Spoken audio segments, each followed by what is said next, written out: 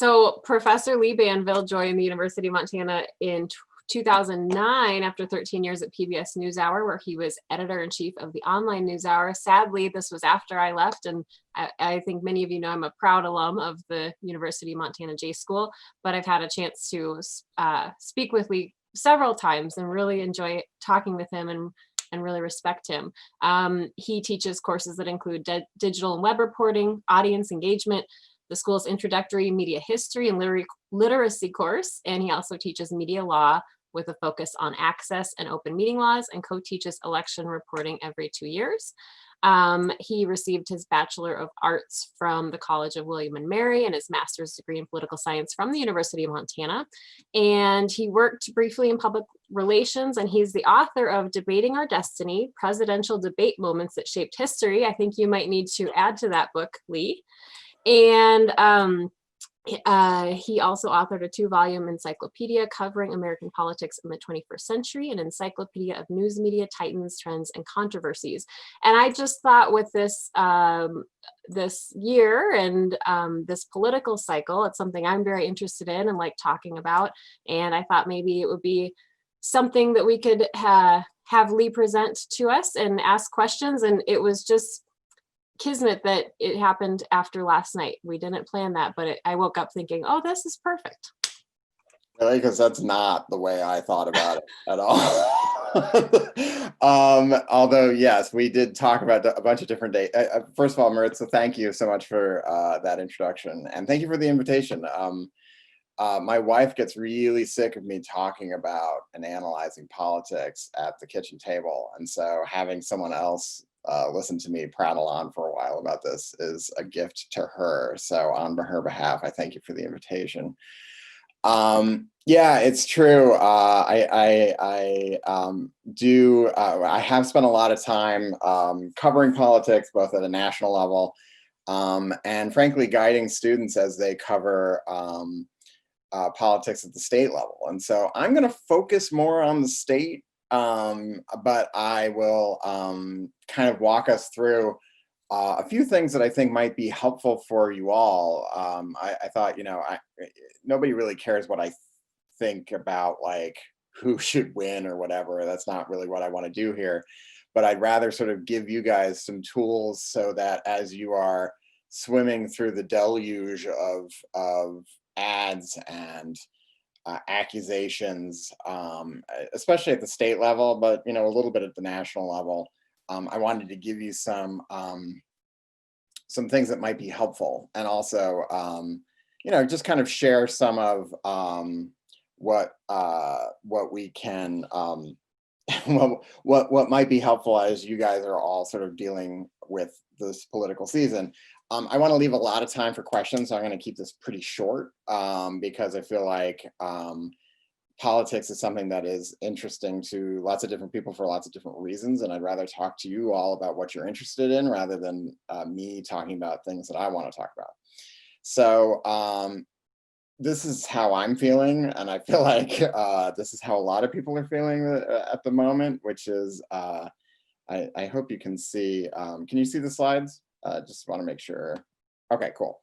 And sometimes it gets crabby when you go full screen, so I'm just going to kind of keep it like this. And so, yeah, I mean, the campaign has been a long one. It's been an unprecedented one, and it's been dominated primarily by the presidential election. I wanted to, one of the things that was that struck me, and I didn't, yeah, we didn't really plan on doing this the day after the first presidential debate, which is either a gift or a curse, depending on how I think about it. But it's impossible for me not to talk about it briefly, which is that for 14 years, I worked with Jim Lehrer at PBS. Jim hosted or moderated 12 presidential debates. And together we worked on a project called Debating Our Destiny, where over the course of like a decade, we interviewed all the major participants in the debates from 1976 to 2008. And so the idea was to understand what goes into a presidential debate. You know, Jim was fascinated by them. He had a reverence for them. Jim sadly passed away this January.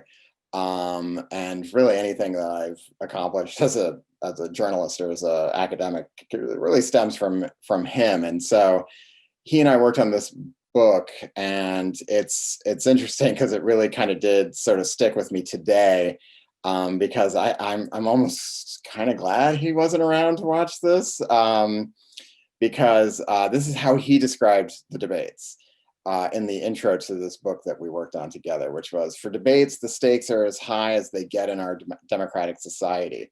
The consequences can be enormous from those final critical events in the process.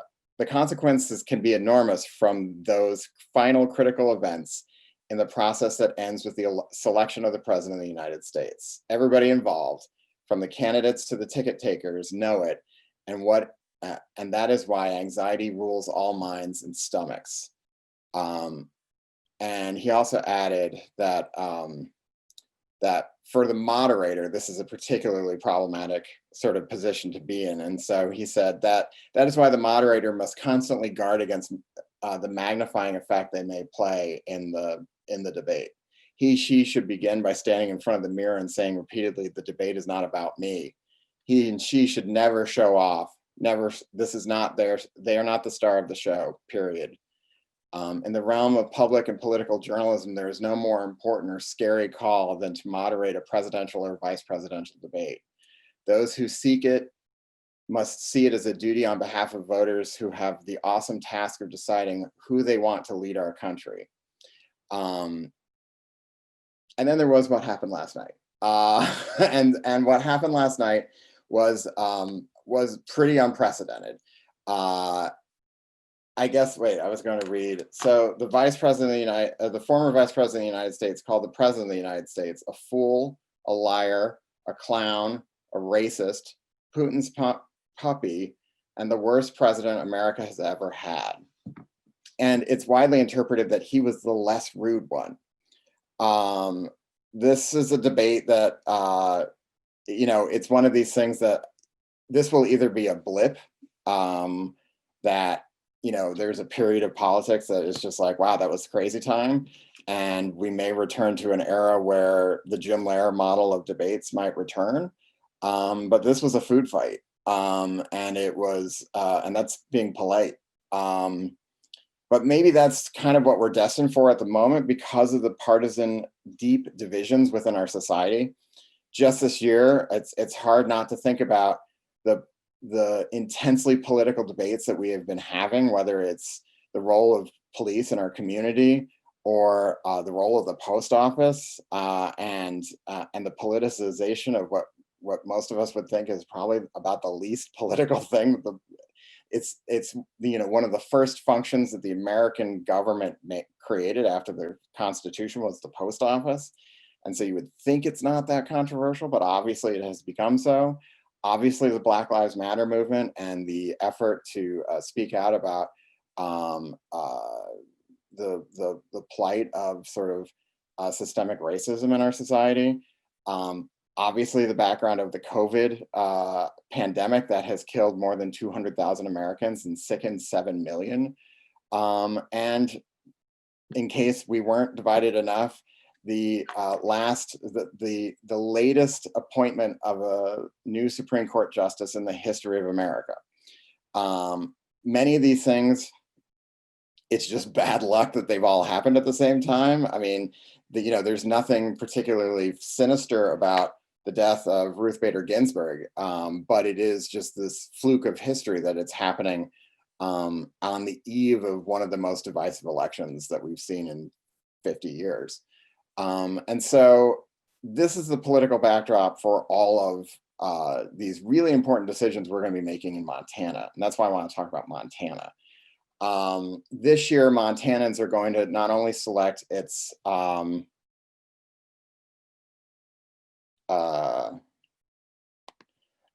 Montana is not only going to select its electors for the president, but also So sorry, I was getting a request to control my screen and it kind of freaked me out for a moment.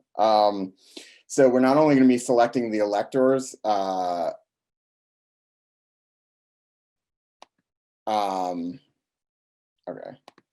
the electors, let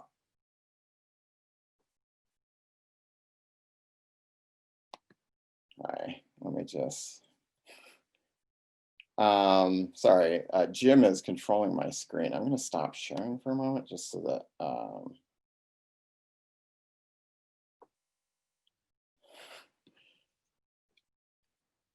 is Jim on here? Jim Elander?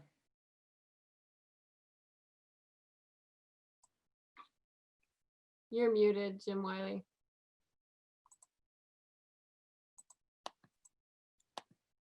Okay. Sorry, I had to grab control of my screen back. Let me hop back in here. So basically, one of the most, so we will be selecting our electors for the presidential election, but the thing that's getting the most attention right now is the US Senate race in the state of Montana. A race that pits, obviously, our sitting US Senator, Steve Daines, against our current governor, Steve Bullock. And the race has already had $50 million spent in it, except that was actually in August. So this race will probably in the end be somewhere around $80 million that will pour into this race. We don't know for sure yet, but this is going to be the thing that, I mean, you're already seeing it if you watch any television show. If you go on Instagram or Facebook, you're going to see an enormous number of ads thrown at you, in particular around the Senate race. And what's so funny is there are a slew of races that have enormous impact on our community that are not going to be heard from because of the amount of money being spent in the Senate race. And the Senate race money has everything to do with who's going to control the Senate. The Republicans or Democrats. And so Steve Daines is seen as one of the vulnerable Republicans. And so both Republican groups and Democratic groups are pouring money into it. In the last month, you had to watch 60,000 ads about the US Senate race. It's going to be worse in October.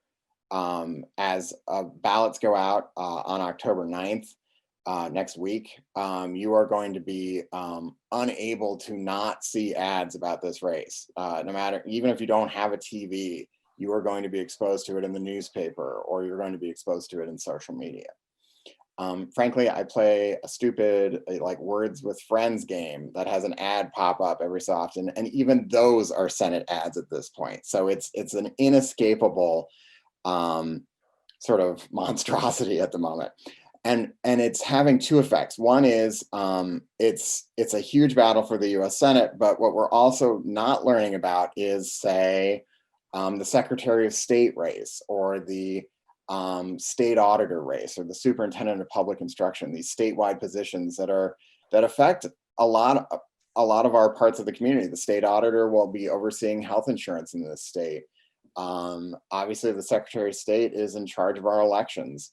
The superintendent of public instruction has enormous roles to play in not only what our children learn, but what our schools look like in a time of pandemic. And so these races you're not hearing much about because of this top race, this Senate race. Even the governor's race is one that you just aren't hearing as much about because of, and the governor's race is probably the most significant race in Montana. More important than, frankly, I would say the president or the Senate is who is going to be in charge of the state government. For 16 years, it's been the Democrats. For the last 12 years, it's been the Democrats controlling the governor's mansion and the Republicans controlling the legislature. That is likely to change, although not assuredly. And that will have huge impacts on what our public policies look like. That being said, I do kind of like the nasty political ads. I mean, and I'm going to show you one that I particularly find. It's both horrifying and, for me at least, a little bit wildly entertaining. And so I'm going to show you this ad, and then we're going to talk about it. so that we can kind of understand it and how we need to think about it as a person who, needs to make a decision about who's going to be right. So this is a Senate ad run by a group called Club for Growth Action. And I'm going to play it once and then I'm going to sort of slow it down. We're going to look at it. So I'm not endorsing this ad, but I am like, I'm not saying that this is a great source of information, but it's, I want to use this as an example of political rhetoric in sort of our pretty divided society. China covered up the virus. Qatar finances Hamas. Pakistan, last refuge of bin Laden. Montana, where Steve Bullock lobbied for a corrupt government bank financing terrorist-friendly governments. Taxpayer-funded handouts to countries that hate us, plot to destroy us with weapons and technology that you might pay for. If Steve Bullock goes to Washington, CFG Action Montana is responsible for the content of this advertising. Okay, so so I mean, my favorite moment is this this screen: Bullock financing sponsors of terrorism. So that's a pretty loaded accusation, right? That Steve Bullock is not just a bad governor or a I disagree with his politics, but he is a profoundly dangerous person who has horrible judgment that may be sponsoring terrorism. And as you watch these ads, you'll notice down here in the corner, in the bottom right corner, there's always a citation. So the laws require that political ads give you the source of this information so you can go check it out. And so initially this sounds like, okay, does all this check out? Well, you have to think about, rather than looking at what is on the screen and the sort of menacing music and all of that, what you have to do is you have to separate that from the individual allegations that are in the ad. So this is covered up the virus.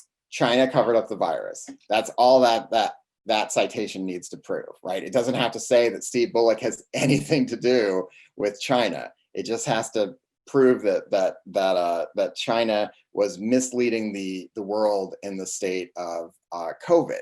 The next one. Qatar finances Hamas. Qatar finances Hamas. Again, nothing to do with Steve Bullock, but rather a statement that this Gulf Emirate, Qatar, is a financial sponsor of Hamas, which is deemed a terrorist organization by the United States and Israel. Hamas is also a humanitarian organization, but it's also a terrorist organization. And so Qatar does give money to Hamas, and that's what that Jerusalem Post story says. Pakistan, last refuge of bin Laden.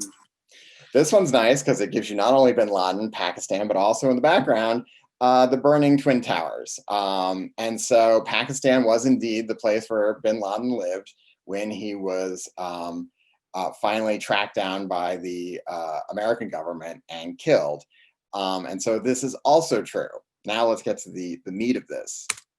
Montana, where Steve Bullock lobbied for a corrupt government bank financing terrorist-friendly governments.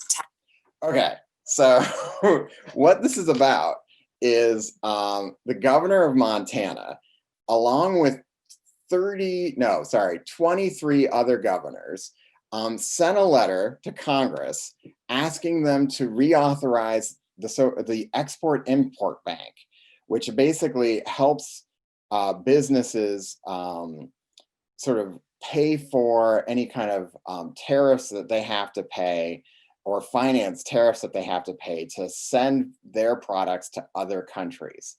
And this bank negotiates deals with different countries, including these three: China, Qatar, and Pakistan. And Bullock wanted it reauthorized. He said that this helps Montana businesses. So did the governors of many Republican states like Oklahoma. And what he did was he signed on to a letter that was sent by a large group of governors that urged the reauthorization of this. But what they then say is that essentially by doing that, he's financing terrorism. Now, is each individual fact true? Well, yeah, Qatar does give money to Hamas. Hamas does commit terrorist acts. And Qatar does get some financing if Montana sends products to this one country in the Gulf, in the Persian Gulf region. And so therefore they do get a little bit of money from the Export-Import Bank, and that money conceptually could go to Hamas, maybe, but it's like, you know, sort of saying that any tax dollar that we spend goes to support any policy of the United States government or any foreign aid from the United States government. So my taxes go directly to, you know, Saudi Arabia. And what it's about is it's about trying to create this sense that Steve Bullock is dangerous, right? That he's not to be trusted, that he doesn't understand sort of what is going on in these issues, and that he's someone who we need to be worried about. And so these ads are really important to understand that it's not, you need to be skeptical of the messages that are being sent to you.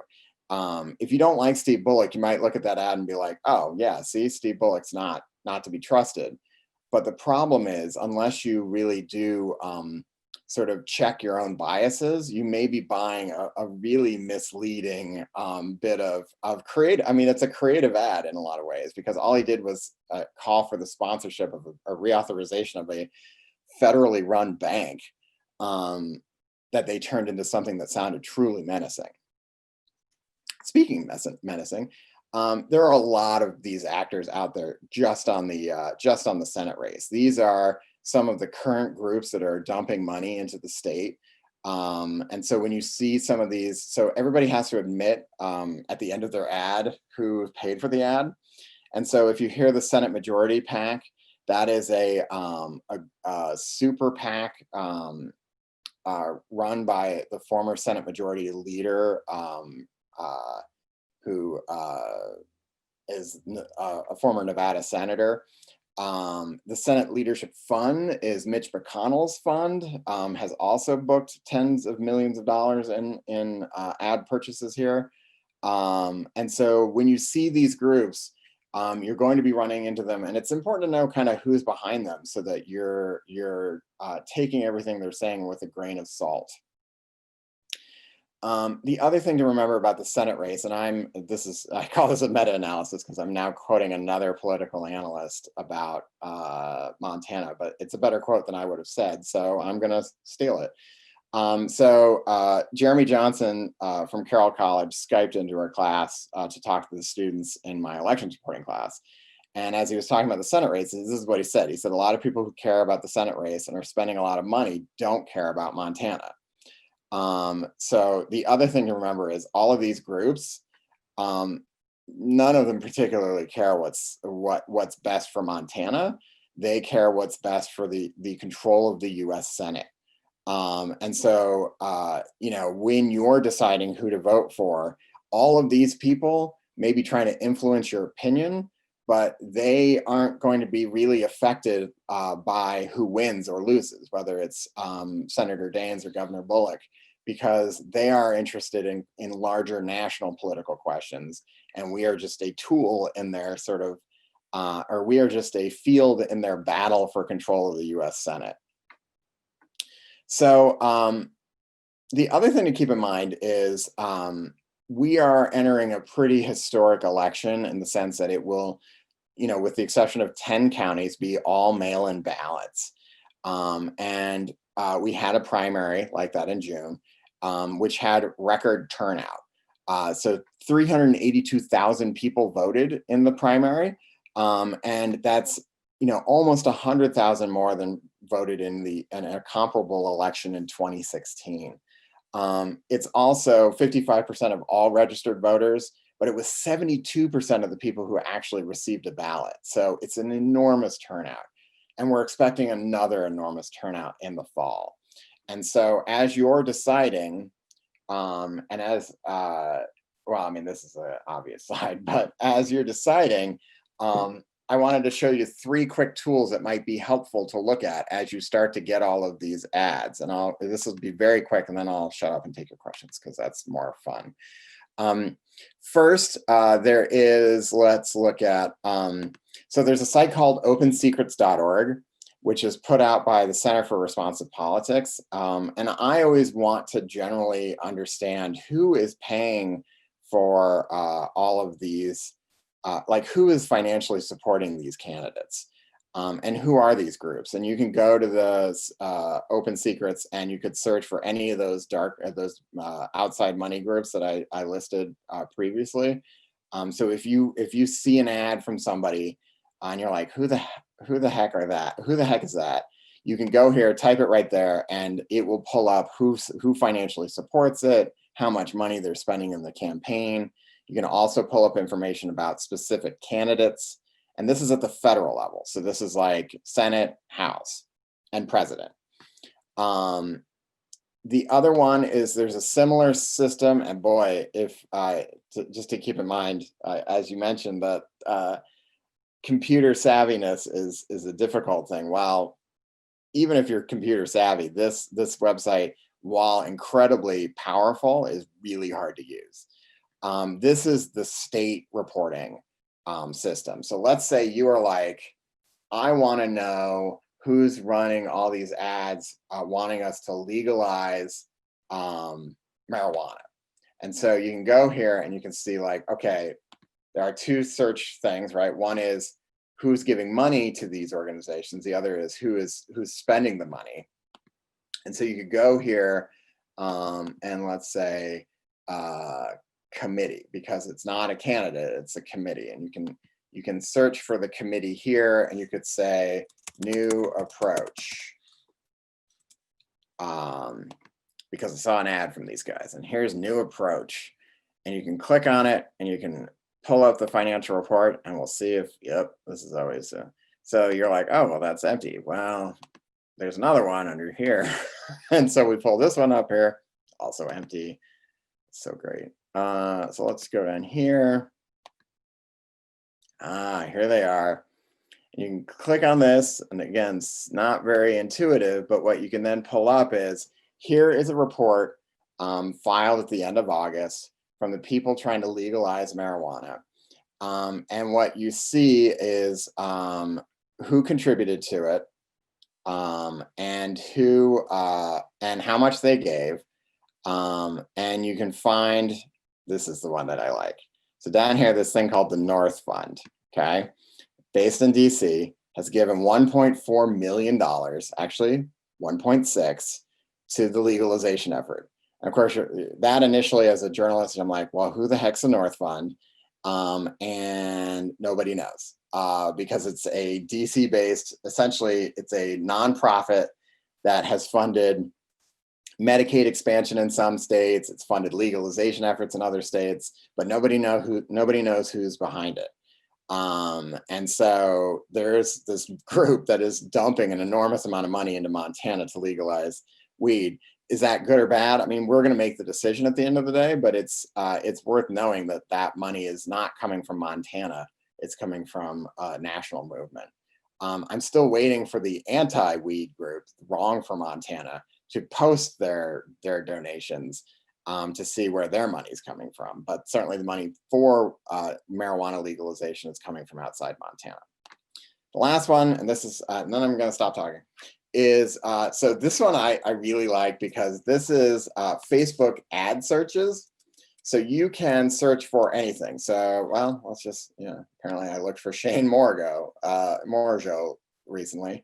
And what it will do is it will pull up all the ads this person is running or ran. So this one was in May. And not only can you do that, but then once you look at it, you're like, okay, well, I want to see. So they spent less than $100, but this is who they ran it, who saw it, where they saw it, how many people saw it, when it ran. And sometimes what you can do is see this was targeting, I mean, it's hard to say if they were targeting anybody, but it certainly looks like they were targeting people over 45 to see this ad. And so sometimes you can look at this and actually figure out, like, sometimes they just target women, or they just target older voters, or they just target young voters or male voters. But it's kind of fun to sort of dig through, and you can search for anything here. A candidate, you know, you could search for wrong for Montana. Oh no, see, and sometimes it won't. Okay, so this is like you search for the phrase wrong for Montana, and of course it'll pull up anything that says somebody is wrong for Montana. But this is an interest. So this is the National Republican Senatorial Committee. You can look at whatever ads those groups run. So I guess the one thing I would say is, as you're thinking about and as you're sort of wading through this is a lot of work to go find all this stuff out. But not doing it is sort of putting yourself at the mercy of groups like Club for Growth, who are trying to manipulate the way you think about these issues. And so, you know, keeping yourself as your own fact checker when you're making a decision, and then really understanding what the ramifications are for all the races, not just the big ones, the ones that are sucking all the air out of the room, is really going to be important this year, because it's as important who is the Secretary of State in the state of Montana as it is who is the President of the United States. Different reasons, obviously, but both have important roles to play. And so, I mean, I'll stop that. And then, yeah, so Ken asks about Follow the Money. Now, Follow the Money is a great site. It is, so it is a Helena-based organization. I'm going to just pull it up here really quick. Am I still showing it? Wait, what am I doing? Yes, I am. Okay. I'm getting Follow the Money. So Follow the Money is an interesting group, because what they do is they try to bring together all the state-based finances. The problem that I would say with Follow the Money is it's really hard to be up to date when you're pulling together all of these different state filings. And so they have been getting better at sort of scraping data out of state sources so that they can go and pull it up more quickly. But when you look at this, right, total collections, total contributions collected for state elections, that 1.3 billion number is not right, because we're in the midst of the election and it takes time to you see the federal numbers are up to date, right? So you're seeing that one pretty quickly. This one will grow enormously as time goes by, because, you know, take the Wrong for Montana group as an example. They are running ads. If you got the Missouli in the last week, you've seen things wrapped around the front pages or other sections. And so, you know, that group hasn't reported a single dollar of spending, but it's clearly spending lots of money. And so this number will continue to grow and will get up to date, but it oftentimes takes time because of the way they're trying to pull information from lots of different sources. Okay, Bill asked, oh good, we're in the question section, because I was going to put up a slide that says, I'm answering questions now. Bill asked me if I had the power, how would I change the format of the presidential debates? So, so when I worked on this project with Jim, we actually spent a lot of time talking to the Commission on Presidential Debates about how they have evolved the debates. So initially there used to be a lot of different moderators. I don't know if you remember these older debates. There'd be a panel of journalists. And by the time you introduce the panel, you've already chewed through like 10 minutes of the debate. And so the idea was, well, we'll move to a single moderator, which I think was an improvement. And then the critique was, it was too structured, where you'd have a 90-second response, a 90-second answer, a 60-second response, and a 30-second back and forth. And that turned into, they weren't debating, they were just spewing out talking points and then spewing out other talking points, and then like they weren't interacting. And so then the debates added, okay, well, we will ask a question, we'll have the answer, and then we will have the two candidates or three candidates engaged in a conversation with each other as well as the moderator, which is how public broadcasting is running its debates right now, if you've watched those. And I'll tell you, so it almost wouldn't have mattered. So last night's debate had a structure that they had agreed to. I don't know if you remember, well, maybe you had given up. Most of you probably had given up by this point. But at one point, Chris Wallace is like, you both agreed to the rules and your people agreed to the rules. You said you would allow each other to answer, and neither one of you were doing what you said you would do. And that is probably the major problem with this debate from last night, is they didn't care what the rules were. They were not going to obey the rules. And so I do think the debate has moved. So when you look at a presidential debate versus a primary debate, which is typically run by a television network or a cable channel, there is much more structure and sort of formality to the presidential debate. Everything is sort of set.